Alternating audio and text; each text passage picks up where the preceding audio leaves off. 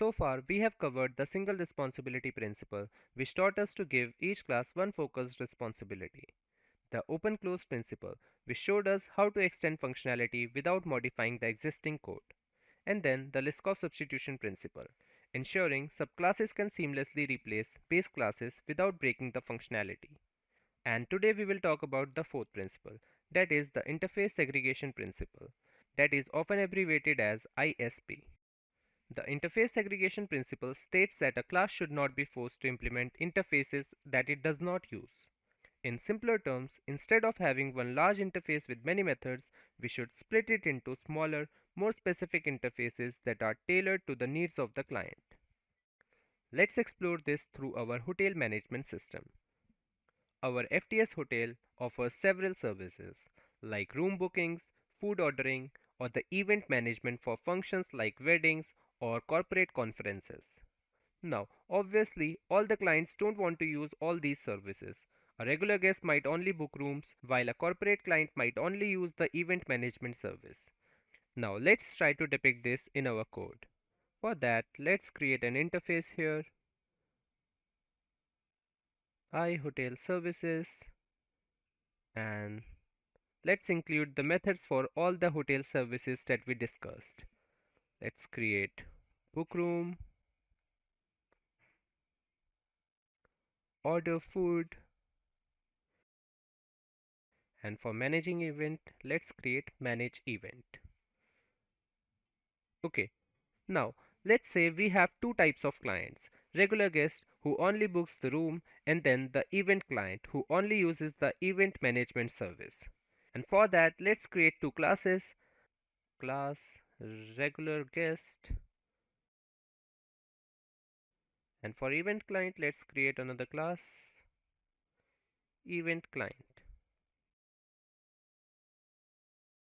And if both these classes implement the iHotel services interface,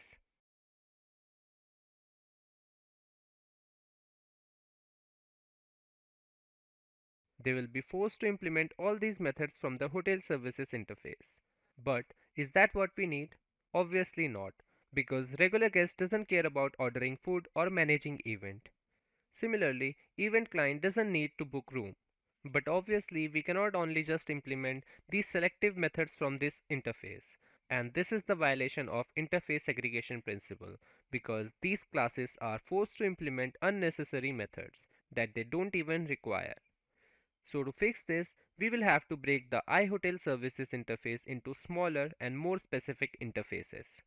Let's try to do that and create another interface, iRoom booking service,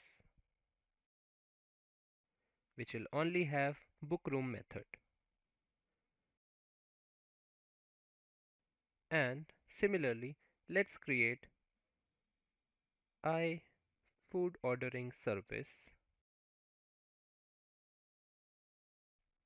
and it is going to have the order food. And at last, let's create iEvent management service. It is going to have manage event. And now since we have all these methods in their specific interfaces, we do not require this. So let's take this off. And now each client can implement only the interface relevant to their needs. Let's see how. In the regular guest class, which only books rooms, let's implement iRoom booking service and implement this interface.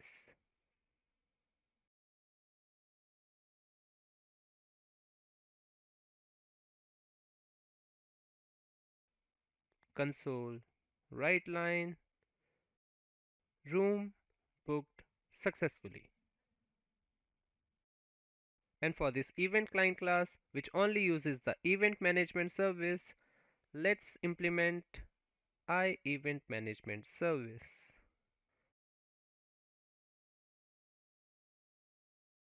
And it is going to use manage event and console write line, event managed successfully. You see, everything is fixed now. In this example, the regular guest class handles room booking and we interact with it through the iRoom booking service interface. Similarly, this event client class is handling the event management and we are interacting with it through the iEvent management service interface. And now each class and interface has a clear and focused responsibility.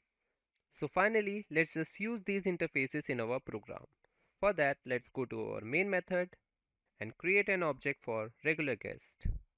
iRoom booking service, regular guest, new regular guest, regular guest, book room, and for the event client, let's create event management service, event client, new event client, manage event. And this code is gonna work absolutely fine. So by following this principle, we made our code easier to understand, more flexible and scalable for future requirements. For example, if the hotel introduces a new service tomorrow, like a spa booking, we can simply add a new interface for it without touching the existing ones. And with this, we have covered the interface segregation principle. In the next video, we will dive into the final principle of the series, the dependency inversion principle. That will teach us how to design flexible and maintainable code by reversing the traditional dependencies. So stay tuned.